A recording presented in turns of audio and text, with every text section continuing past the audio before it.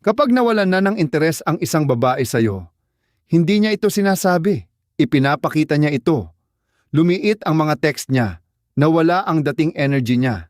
Hindi na kumikislap ang mga mata niya kapag nakikita ka niya. Parang multo na lang siyang naglalakad. Pero tao pa rin ang katawan. Habang hinahabol mo siya, lalo siyang lumalayo.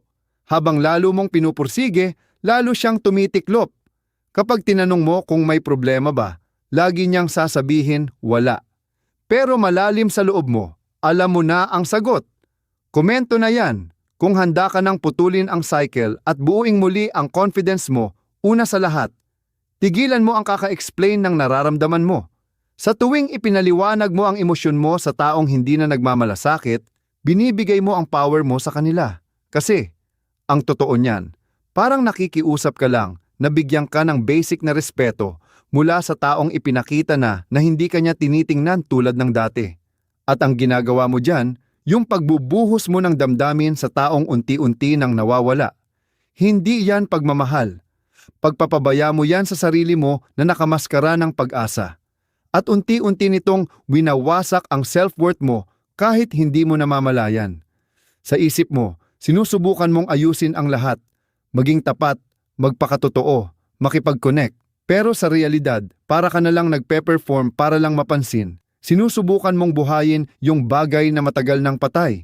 At habang paliwanag ka ng paliwanag, lalo siyang hindi nakikinig kasi emosyonal na siyang naka-exit sa sitwasyon.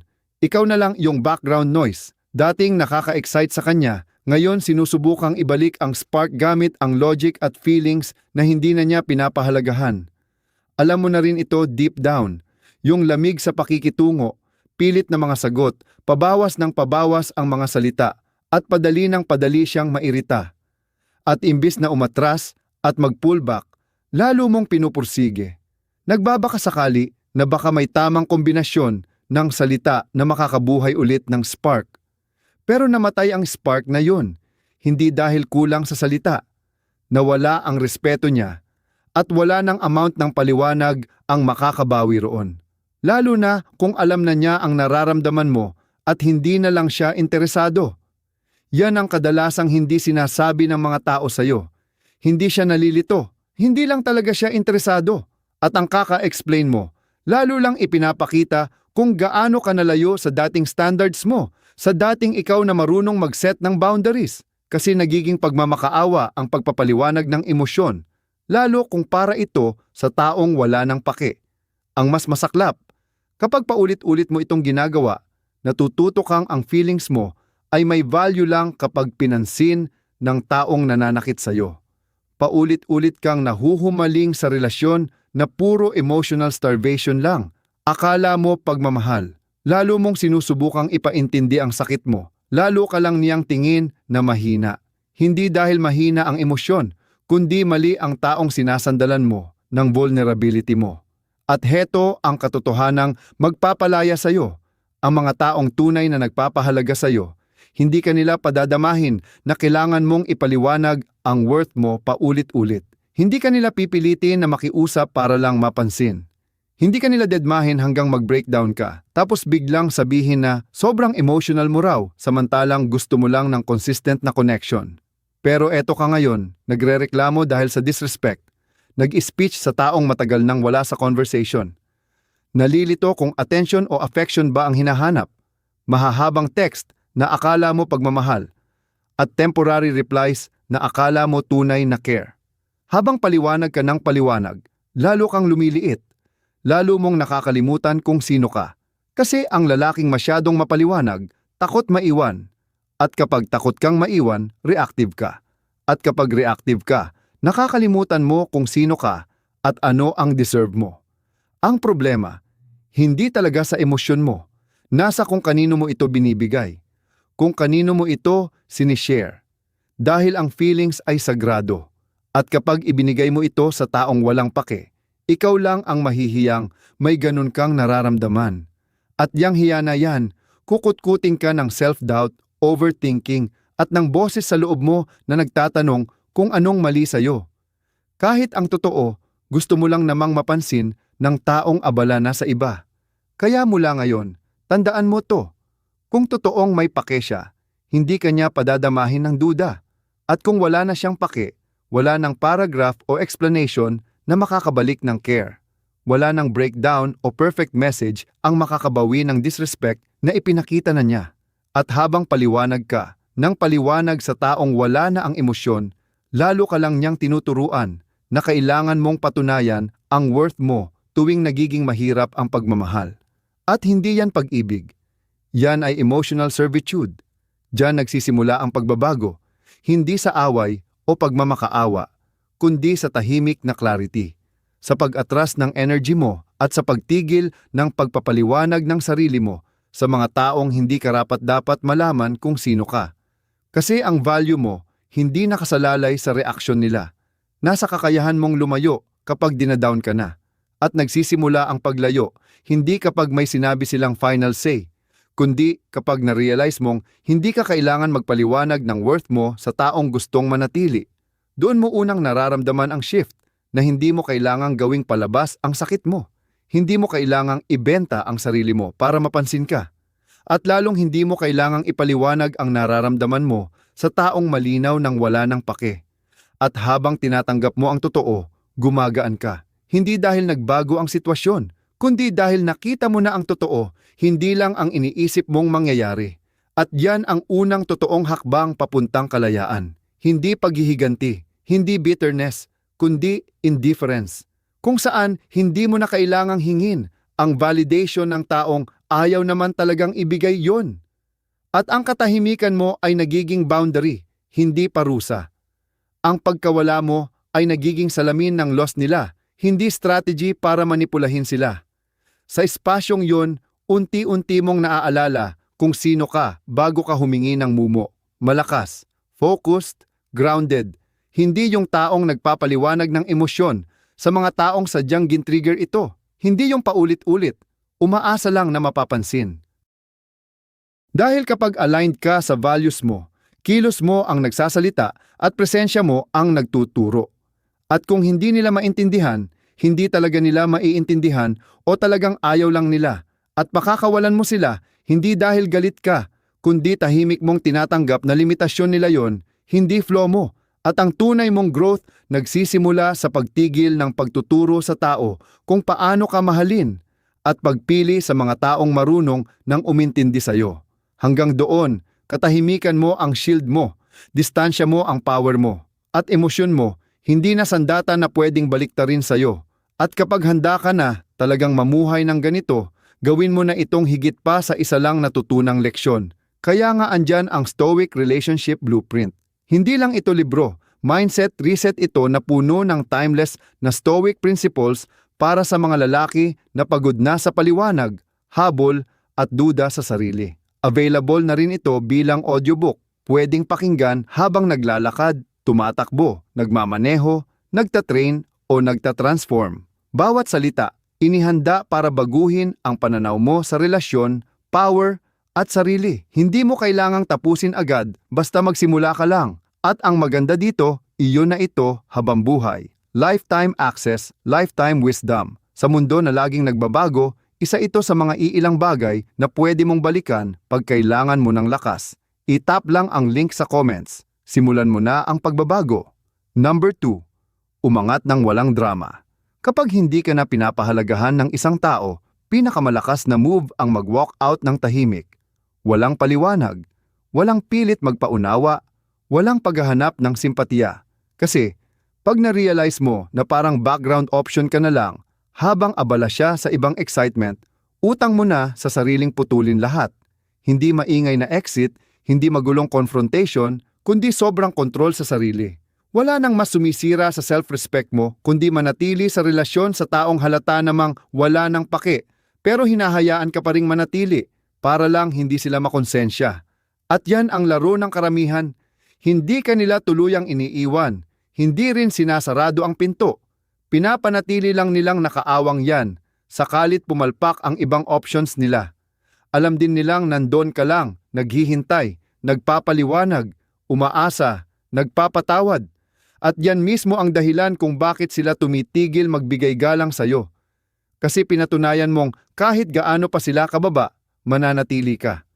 At hindi yun lakas, kundi pagpapabaya sa sarili. Kapag kumalas ka, yung totoong kalas, hindi mo yun ginagawa para maghiganti o magparinig. Ginagawa mo yun dahil wala nang lugar ang kapayapaan mo para sa mga taong sumusup-sup lang ng atensyon mo, pero wala namang ibinabalik na totoo. Dito karamihan pumapalpak. Gusto nila ng closure. Gusto nilang ipaintindi sa kabila kung gaano sila nasasaktan, gaano ka-unfair, gaano nakalamig yung dating mahalaga. Pero ang totoo, kung sino mang nagmalasakit, hindi sana siya ang gumawa ng kalituhan mula sa simula. At yung aasahan mong papagalingin ka ng taong sumasakit sa'yo, parang hilingin sa problema na siya na rin ang solusyon. Hindi mangyayari kasi ang kawalan nila ng respeto. Hindi yon aksidente. Refleksyon yon kung paano kanila pinapahalagahan. At kapag bumababa na yung halaga mo para sa kanila, kahit anong sabihin mo, hindi mo na yon maibabalik. Distansya lang ang makakapagpaalala sa kanila ng nawala. Pero kahit ganun pa, hindi mo nililikha ng espasyo para balikan kanila. Nagbibigay ka ng espasyo para balikan mo ang sarili mo. Para marinig mo ulit ang sarili mong isipan, makita mo kung gaano ka na lumayo sa mga prinsipyo mo para lang panatilihin ang isang koneksyon na matagal na nilang pinabayaan emotionally. Kapag nakuha mo na to, detachment na ang natural mong reaksyon. Napapagtanto mong ang pagmamakaawa ng closure ay parang pinahaba mo lang ang usapan sa taong matagal nang lumabas ng kwarto. At mas malala pa, yung manatili sa sitwasyon na sa bawat pag-eksena mo, parang kinukumbinsi mo yung isa na maramdaman yung bagay na hayagang hindi na niya nararamdaman. Yung tahimik na paghihirap na yun, unti-unting kinakain ang kumpiyansa mo, direksyon, at kakayahan mong magpokus. Tapos bigla mo na lang nararamdamang hindi ka na ikaw, reactive ka na lang, laging chine-check ang phone, naghihintay ng validation, na-addict sa mumunting atensyon na dati ay tuloy-tuloy. Sa bawat beses na nagre-reach out ka, bawat subok mong buhayin, yung patay na, lalo mong pinapatibay na okay lang sa'yo maging pangalawa, okay lang maging inconsistent. Tinuturuan mo silang hindi kailangang magbago kasi hindi ka naman aalis. At yung leksyong yon, nagiging hawla mo. Ikaw mismo ang gumawa gamit ang pagtitiis mo. Habang tumatagal ka, lalong sumisikip. Hanggang sa isang araw, hindi mo na makilala yung sarili mo. Laging kinakabahan, puno ng duda, desperado, nanonood lang sa taong importante sa'yo na binibigay ang pinakamagandang enerhiya niya sa mga taong hindi naman deserving, habang ikaw bare minimum lang nakukuha. Pero nandiyan ka pa rin, umiintindi, pinapatunayang ikaw ang kaiba, pilit hawak-hawak ang lahat. Ang di mo napapansin, habang mas humahawak ka, mas nawawala ang mga parte ng sarili mong nagbigay halaga sa'yo noon pa man. Walang nagsasabi sa'yo nito, pero minsan, ang talagang makakasalba sa dignidad mo ay ang umalis. Kasi hindi na iginagalang ang presensya mo. Kapag dumating yon, hindi ka sisigaw, hindi ka magpo-post, hindi ka magmamakaawa. Basta aalis ka, tahimik at sigurado. Parang taong sawa na sa pagiging opsyon sa buhay na akala niya siya ang sentro. At sa katahimikan na, yon, magsisimula kang buuin ulit ang sarili mo. Kasi ang detachment, hindi yon wakas. Simula yan ang lahat ng bagay na nakalimutan mong mahalaga. Pangarap mo, mga layunin mo, routine mo, standards mo. At bawat araw na hindi mo siya kinokontak, bawat araw na pinipigilan mo sarili mong magpaliwanag na naman, lumalakas ka. Luminaw pag-iisip mo. Nakikita mo ang patterns. Kung paano mo hinabol ang mga taong kahit basic needs mo, di man lang matugunan. Kung paano mo ginawang romantic ang pabago-bago nila kasi sa loob-loob mo. Akala mo hindi ka sapat para sa matatag. Pero ngayon, nung umatras ka na, mas malinaw lahat, mas matulis, mas totoo. At yung katotohanang yon ang nagpapalaya sa'yo.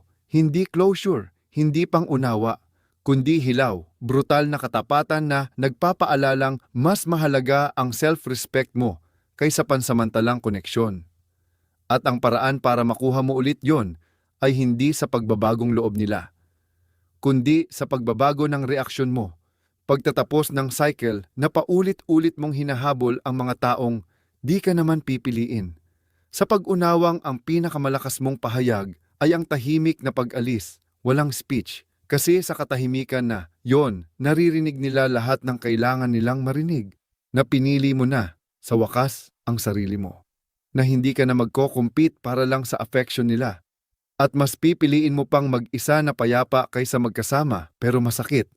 At yung detachment na yan, hindi fake-able. Buhay yon, hango sa isang lalim sa loob mo na hindi ka na nanginginig pag umaalis ang tao kasi naranasan mo na kung anong nangyayari pag ikaw ang nananatili ng sobra-sobra. Naranasan mo yung mabagal na kamatayan ng self-esteem mo.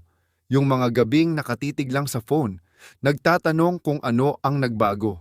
Yung anxiety ng hula-hula sa nararamdaman ng iba habang tinatapakan mo na yung feelings mo. At tapos ka na dyan. Hindi dahil hindi na masakit, kundi dahil sobrang sakit na para ulitin pa.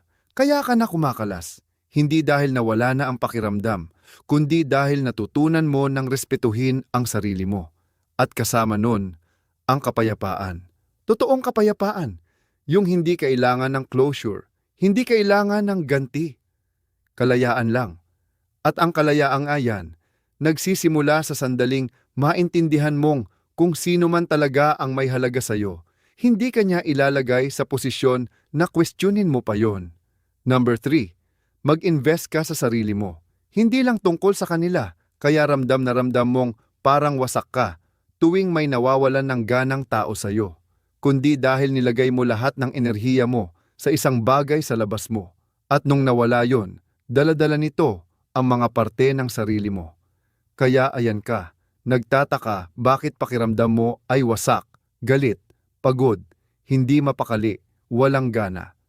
Kasi ina-outsource mo yung identity mo sa isang relasyon na hindi naman talaga kinayang tustusan yon mula pa sa simula.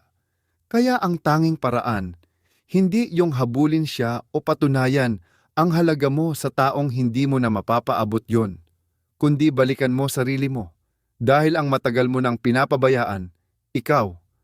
At ang irony, habang pilit mong pinapatunayan na worth it ka para panatiliin, ikaw mismo, bumitaw na sayo. Tumigil ka ng maging curious kung hanggang saan ka pa. Tumigil ka ng panagutin sarili mo. Tumigil kang magtulak, mag-grow, mag-build. Kasi lahat naging tungkol sa pagpapanatili ng saya niya, pagpapanatili ng interes niya, pagpapanatili ng lapit niya.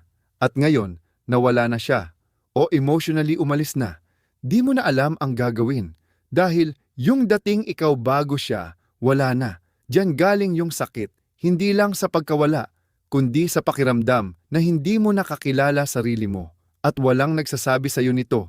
Pero ang tanging paraan para makuha ulit yung identity mo ay hindi sa paghanap ng iba o pagnam ng sarili sa distractions. Kailangan buuin ulit mula sa simula gamit ang brutal na honesty at konsistenteng effort. Magsisimula yan sa simpleng bagay, katawan mo.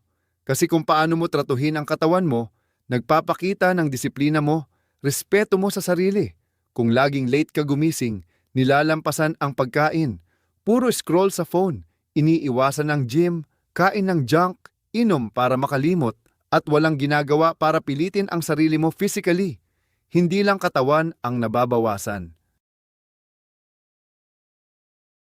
Tinuturuan mo utak mo na hindi ka worth it, na mas mahalaga ang comfort mo kesa sa potential mo, at nagiging reality mo yon, paunti-unti, isang palusot sa bawat araw. Kung gusto mo magbago, kailangan basagin mo yan sa matinding aksyon. Hindi yung maghihintay ka ng motivation. Isulat mo ang plano mo at sundin mo na parang nakasalalay dito buhay mo. Kasi, totoo, nakasalalay nga. Hindi kailangang perpekto o impressive ang plan na, yon, dapat totoo lang. Gumising ka ng sabay-sabay araw-araw kahit walang gana. I-train mo katawan mo ng seryoso. Kumain ka ng sapat at masustansya, hindi yung pampamanhid. Iwasan ang mga korte-term na sarap, mag-set up ka ng sistema para sa long-term na resulta. Tuwing pipiliin mo ang sarili mo, kahit maliit na bagay, pinapaalala mo sa utak na worth it ka, na hindi mo kailangan ng atensyon ng iba para maramdaman mong mahalaga ka. Kaya mong gumawa ng sarili mong momentum, kahit walang magsabing ang galing mo. Applicable din to sa utak mo. Ang utak mo, depende kung paano mo siya pinapakain. Either binubuo ka o sinisira. Kaso karamihan sa'yo, basura ang ibinibigay. Mga distractions, social media, pagkukumpara, entertainment na nagpapasawalang bahala sa'yo imbis na edukasyon na nagpapalakas sa'yo. At makikita mo, Yan sa kung paano ka nagdadalawang isip bago magdesisyon, sa kung paano mo kino-question ang sarili mong instinct, sa kung paano ka humihingi ng permiso para umakto bilang taong alam mong kaya mong maging. At dito na yun nagtatapos. Kasi ang totoong dahilan, hindi ka sirang tao, hindi ka lang disiplinado. At yan, maaayos. Pero nagsisimula, yan sa pagiging aware. At yung awareness na yon, galing sa katahimikan, hindi sa kakascroll. Galing sa pagstay na tahimik, hindi mula sa overstimulation. Galing sa pagtutong tiisin ang sariling sakit, hanggang enough na marinig mo kung ano talaga ang gusto nitong ituro. At karamihan, hindi. Gagawin yan kasi nakaka-awkward o hindi komportable. Pero comfort ang kulungang. Ikaw mismo ang bumuo para lang makaiwas sa rejection. At ngayon, sinasakal na niyan. Yung greatness mo, kasi ang tanging palabas ay daan sa discomfort. Yung pagharap sa sarili mo kahit walang pumapalakpak. Yung paulit-ulit na nakakaboring na gawain na nagpapalakas ng disiplina kaysa emosyon mo. At iyan ang diferensya ng buhay na gusto mo at ng buhay na meron ka ngayon. Hindi yan talento, hindi yan swerte. Investment sa sarili yan. Yung mga habits na binubuo mo kahit walang nakakakita. Yung mga desisyon na ginagawa mo kahit gusto mo nang sumuko. Yung standards na ayaw mong pababain kahit walang pakialam ang iba. Oo, nakakalungkot at oo, mahirap. Pero mas masama. Yung alternatibo, manatiling the same, umaasang may magliligtas, umaasang mapapansin niya ang sakit mo, umaasang may darating na bagay na hindi mo naman pinaghirapan. At yan ang buhay na nauuwi sa sama ng loob, kapaitan at pagsisisi. Kasi, deep inside, alam mo kung ano ang kaya mo. At ang pagbaliwala sa katotohanang yan araw-araw ay mas matinding pagtataksil kaysa sa anumang heartbreak. At ito, ang dahilan kung bakit ang pag-invest sa sarili mo ay hindi lang tungkol sa itsura o achievements. Tungkol yan sa pagkatao. Pagiging isang tao na kayang respetuhin ang sarili nila kapag mag-isa na lang sila at iniisip ang buhay nila. Tungkol yan sa paglikha ng buhay na puno ng saysay, focus, at taas na hindi na makikilala noong luma mong sarili na dating nagmamakaawa na may manatili sa tabi mo. At ang landas. Papunta sa bersyon ng sarili mong yon, hindi komplikado. Hindi lang talaga komportable at yan ang buong laro. Kaya mo bang ipagpaliban ang gratification mo para buuin yung sarili mong hindi kailangan ng validation ng iba para makaramdam ng buo? Hindi ito tungkol sa perfection. Tungkol ito sa progression. Tungkol sa araw-araw na pagharap. Nang may intensyon, tungkol sa effort sa mga bagay na kaya mong kontrolin at pagbitiw sa mga hindi mo kaya. Kasi sa oras na simulang buuin ang sarili mula sa loob, iba na ang energy mo. Mas focus na ang presence mo. Mas matalim na mga boundaries mo. Mababa na ang tolerance mo sa nonsense at mapapansin to ng tao. Bukan yan dahil sila ang nagbago, kundi dahil ikaw na mismo ang nagdesisyon na tapusin ang pagtanggap ng kahit anong sagabal sa purpose mo. At hindi kailangan ng approval ang shift na ito. Execution ang kailangan. At yung execution, araw-araw na practice yan. Araw-araw mong practice. Ipinipino kung sino ka. Isang desisyon kada araw, isang workout kada araw, isang oras ng focus na trabaho kada araw, hanggat ang buhay mo ay nagiging salamin ng mga values na lagi mong sinasabi at hindi mo na kailangang ikwento ang self-respect mo. Namumuhay ka na may respeto sa sarili mo at ramdam yon ng iba pagpasok mo ng room. At yung feeling na, yan, binubuo, hindi basta nakikita, pinaghihirapan, hindi basta binibigay. At kapag nakuha mo yon, kapag na-internalize mo na bawat setback, bawat heartbreak, bawat pagtataksil ay opportunity para mas mahalin ang sarili kaysa mag-give up, nagiging untouchable ka. Hindi ibig sabihin, walang makakasakit sa'yo, kundi wala nang makakapigil sa'yo. Kasi alam mo na ang mangyayari pag pinabayaan mo sarili mo at ayaw mo nang bumalik doon. At yan ang edge mo. Yan ang standard. At mula ngayon, ang buhay mo ay tungkol na sa alignment.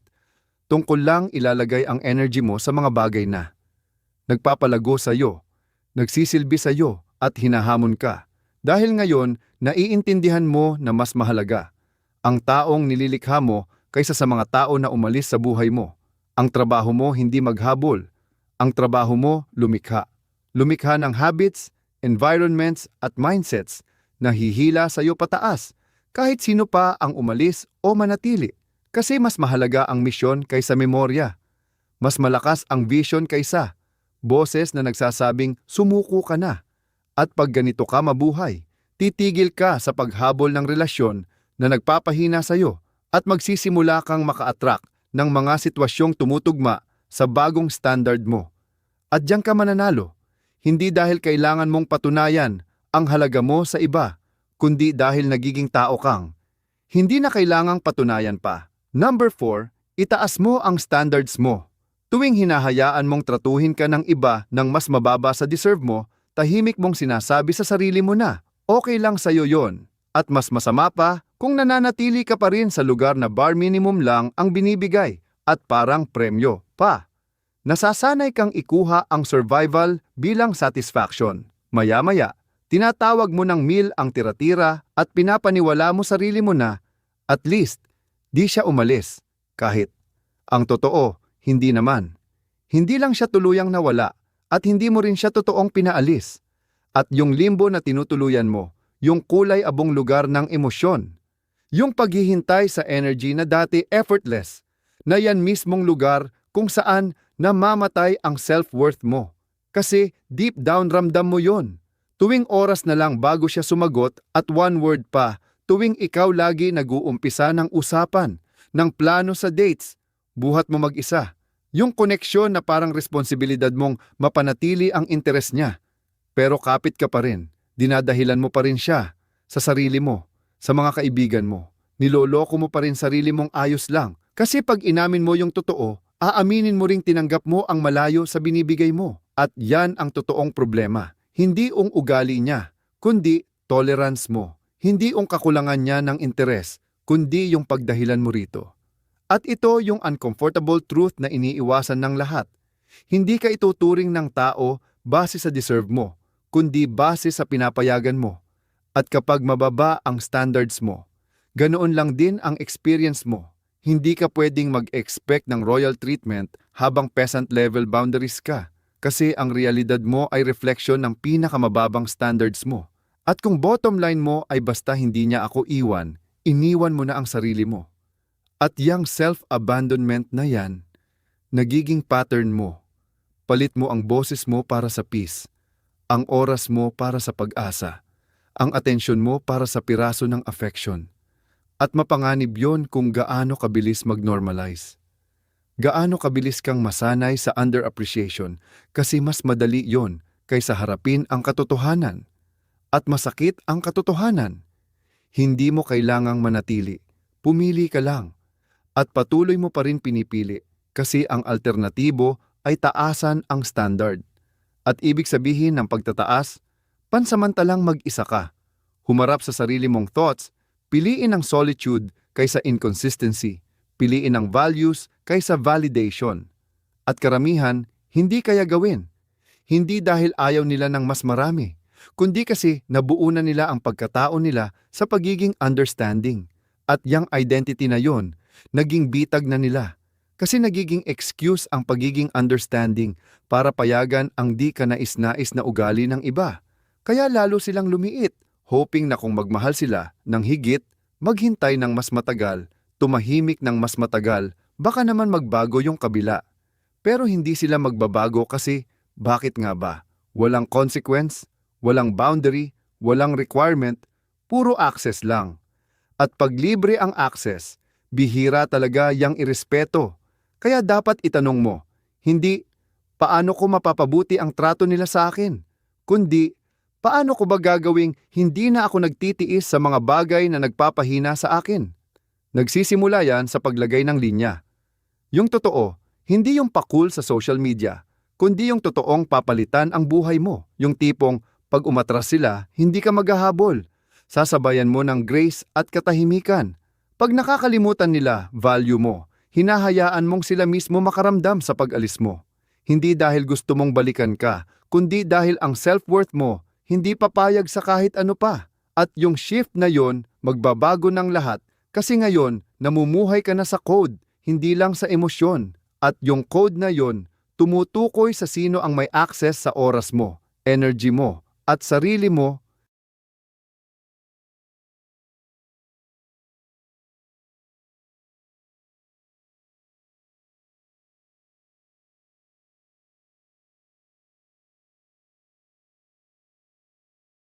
At bigla na lang, hindi ka na-react, nagseselect ka na. Kumikilos kang may intensyon, namimili ng mabuti, at mararamdaman yan ng tao. Yung iba, magiging uncomfortable, iba magagalit, iba sasabihing nagbago ka. At totoo, nagbago ka. Kasi hindi ka na namamalimos ng effort, hindi mo na kailangang i-explain kung bakit importante ang respeto. At ikaw na yan, yung dating nagtitiyaga para lang masabing may pagmamahal, wala na, hindi dahil ayaw mo na, kundi dahil mas inuna mo na ngayon ang sarili mo. At ang anyo ng pag-aalaga ay disiplina, katahimikan, ang pagtalikod sa pansamantalang kasiyahan para maprotektahan ang pangmatagalang, kapayapaan. At kapag natikman mo na ang kapayapaang yon, hinding-hindi ka babalik. Hindi ka papayag na bumaba uli. Dahil, naiintindihan mo na ngayon na tuwing pinapayagan mong pumasok ang inconsistency sa buhay mo, pinapahirap mo ang sarili mo, pinapalakas ang ingay sa isip mo, pinapahina ang focus mo, at tapos ka na doon. Tapos ka na sa pagkaliit para sa mga taong di naman nag-e-effort para sa'yo. Tapos ka nang magpakapagod para lang mapansin. Tapos ka nang isakripisyo ang dignidad mo para lang mapalapit.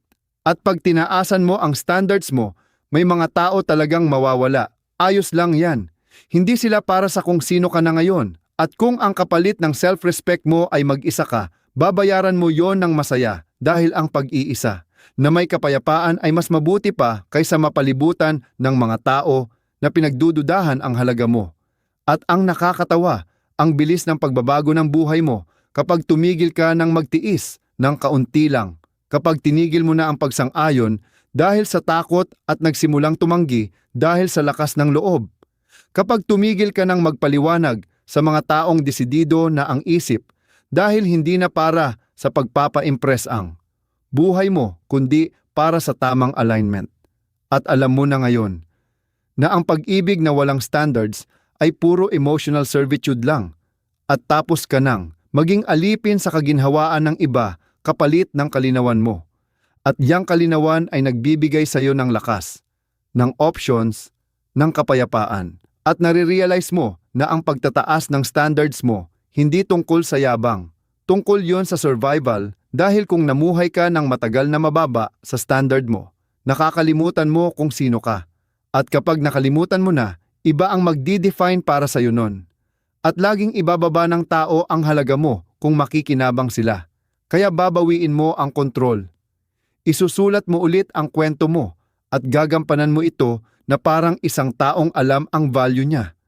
Hindi na kailangang paalalahanan pa kasi ikaw na ang paalala ngayon. At bawat kilos mo ay nagsasabi sa tao kung ano ang pinapayagan, ano ang titiisin mo, at ano ang inaasahan mo. At kung hindi nila kayang makisabay, hindi sila bagay sa mundo mo. Walang exceptions kasi hindi na libre ang energy mo ngayon. Hindi na default ang presensya mo. At ang dating ikaw na pumapayag, na nagmamakaawa, na laging nagbibigay ng sobra, kailangan niyang maglaho para mabuhay ka ng buo, gaya ng dapat. At mula ngayon, bawat kwartong papasukan mo, alam na ng lahat ang standards mo bago ka pa magsalita. Kasi ang disiplina mo, mas malakas pa sa salita mo, at ang pagkawala mo, mas matindi ang lesson kaysa sa presensya mo. Doon ka na ngayon papunta. Hindi lang sa relasyon, kundi sa buong buhay. Number 5, maging di na makilala. Ang totoong paraan para bawiin mo ang kapangyarihan mo mula sa taong nawala na ang interest sa iyo ay maging version ng sarili mong hindi na nila makilala. Hindi dahil nag-iba ka ng gupit o bumili ng kung anong magara, kundi dahil nag-transform ka ng todo mula sa taong minamaliit nila at hindi na magkasya ang existence mo sa mundo na nilagay ka nila. At dito karamihan nagkakamali. Nagpapalit lang ng kaunti, maliit na aesthetic changes. Mas kaakit-akit konti, mas confident konti, mas successful konti, na sana mapansin ka na. Pero ang hindi mo alam, kapag nagbabago ka, para lang mapansin ng taong di naman nakita ang worth mo noon, hindi ka talaga lumalago. Nagpe-perform ka lang. At ang layunin hindi maging better para sa kanila, kundi maging sobrang focused, sobrang driven na hindi na sila kasali kahit sa mental frame mo. At ang ganong transformation, hindi galing sa gimmick o panlabas na pagbabago. Nag-uumpisa yon sa loob, sa internal restructuring. Sa paggising mo isang araw na nare-realize mong yung sakit na tinamu mo, siya na mismo ang huling tulak para tigilan ang pagiging average, tigilan ang ka-react sa lahat, tigilan ang pang-prove sa kahit sino. Simulan ang pagiging taong, hindi nagmamakaawa, hindi nanghihabol, hindi namamaliit, hindi kailangang mapili ng iba kasi siya na ang pumili sa sarili niya. At pag narating mo yan, nag-iiba ang energy mo. Hindi maingay, kundi kalmado at solid na presence na puno ng direction, purpose, at certainty. At doon ka mapapansin ng mga tao, hindi dahil sinusubukan mong magpapansin, pero dahil inalis mo na ang attention mo. At ang pagkawala mo, mas maingay pa sa kahit anong paliwanag, kahit anong post, kahit sigaw para sa closure. Kasi yung dati mong ikaw, addicted sa validation nila, ngayon, ganado na sa sarili mong growth. Kita to sa paraan mong magsalita, gumalaw, pumasok sa kwarto na parang confident ka, di na kailangang magpaalam. At di naiintindihan ng karamihan na ang tunay na transformation, di ito nagpapahayag, di ito naghihintay ng approval, di ito naghahanap ng validation. Nangyayari ito sa katahimikan, sa mag-isa, sa mga sandali na dati. Magme-message ka sana, tatawag, babasagin ang rules para sa kanila. Pero ngayon, hindi na. Tinanggap mo na lang ang urge, pinalipas at ininsayo ang sariling maging mas malakas kaysa sa emosyon. At yon, ang shift, mula emotional addiction papuntang emotional discipline. At mula sa disiplina na yon, darating ang kalayaan. Kalayaang mahirap kalimutan at imposible kang kontrolin. At kapag nangyari na yan, kapag settled na lahat at binalikan ka nila, aasahan nilang andun pa rin ang dating ikaw. Pero wala na yon. Ang matatagpuan nila ay puwang na lang, espasyong dati nandoon ka.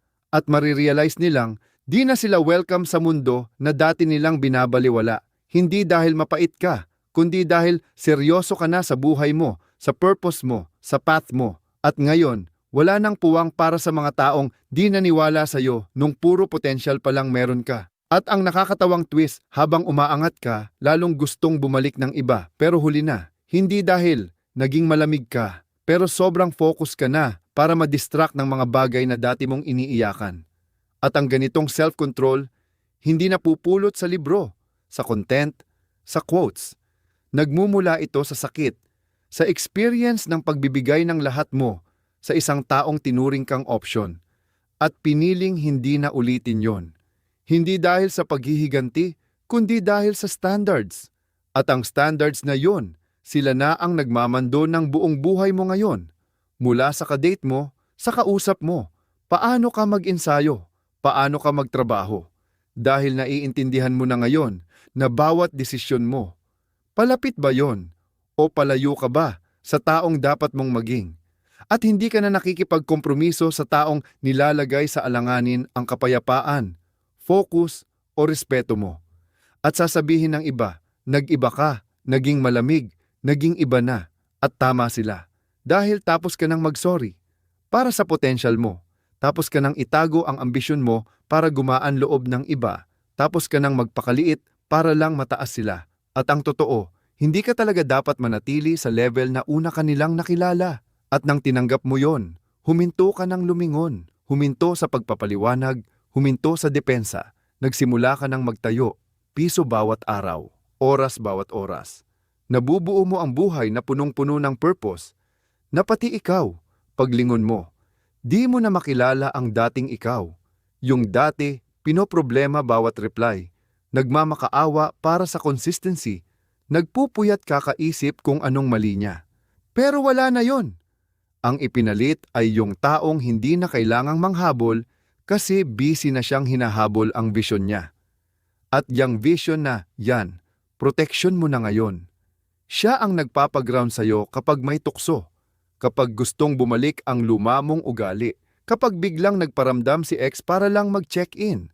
Pero late na siya kasi wala na yung lalaking iniwan niya. At ang lalaking, kaharap niya ngayon, hindi na naghahanap ng validation, ng sorry, ng pagsisisi. Kasi naka-move on na siya, hindi sa ibang tao, kundi sa mas mataas na version ng sarili, yung hindi na kailangang i-fix. Di na kailangan ng closure, di na kailangan ng kahit sino na pinagdudahan ang halaga niya.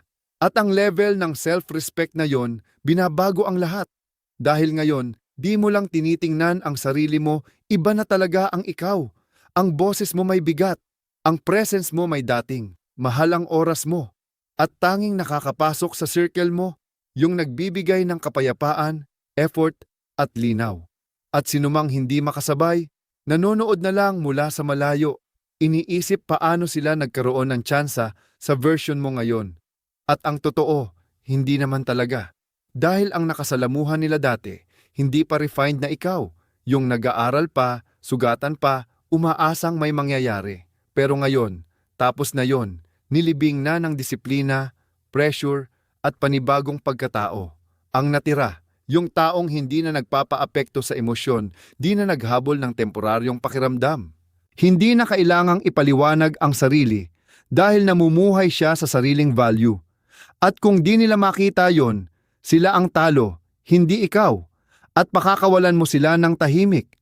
Hindi dahil wala kang pakialam, kundi dahil mas nagmamalasakit ka sa kung sino ang nagiging ikaw. At yung version mo na yon, deserve niya lahat ng binubuo mo, lahat ng pinapangarap mo, lahat ng pinaghihirapan mo. At ang presyo ng pagiging taong ito ay ang bitawan ang kahit anong nagpapaalala kung sino ka bago mo gawing purpose ang lahat ng sakit na naranasan mo. Bago pa nagbago ang disrespect at naging direksyon ng, bago pa naging gutom ang heartbreak, at ngayon, yung gutom na yon ang nagpapaandar sa lahat. Trabaho mo, mga goals mo, standards mo, mindset mo.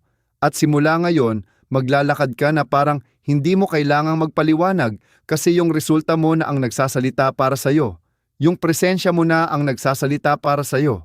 At kung sakali mang tanungin nila kung anong nangyari doon sa lalaking dati nag-aantay, pumupunta, nagmamakaawa, mapapansin nilang huli na. Naging tao siyang hindi nila karapat-dapat simula pa lang. Ayaw nilang makuha mo to. Gusto ka nilang manahimik, malito, paulit-ulit mag-isip ng mga text na nagpapaliwanag sa mga taong hindi naman karapat-dapat makilala ka. Gusto kanilang mahina, nagsosorry dahil may standards ka, habol ng approval, nabubuhay sa pagsisisi. Pero binabago ng Stoic Relationship Blueprint. Ang lahat ng iyan, reality reset to na punong-puno ng timeless na Stoic principles na magtatanggal ng maskara ng lahat ng akala mong pagmamahal at ipakikita sa iyo kung ano talaga ang self-respect. At ngayon, hindi mo na kailangan basahin pa. Pwede mo nang pakinggan ang audiobook habang naglalakad, nagtitraining, nagdadrive. Nasa comments na ang link. Kung ready ka na kunin ulit ang power mo, mag-comment ka ng I reclaim my power. I-like ang video na to at mag-subscribe para matulungan maparating to sa mga lalaking tahimik pa ring naghihirap. Malay mo, mailigtas mo pa ang isang tao mula sa pag-aaksaya ng 5 taon ng buhay niya.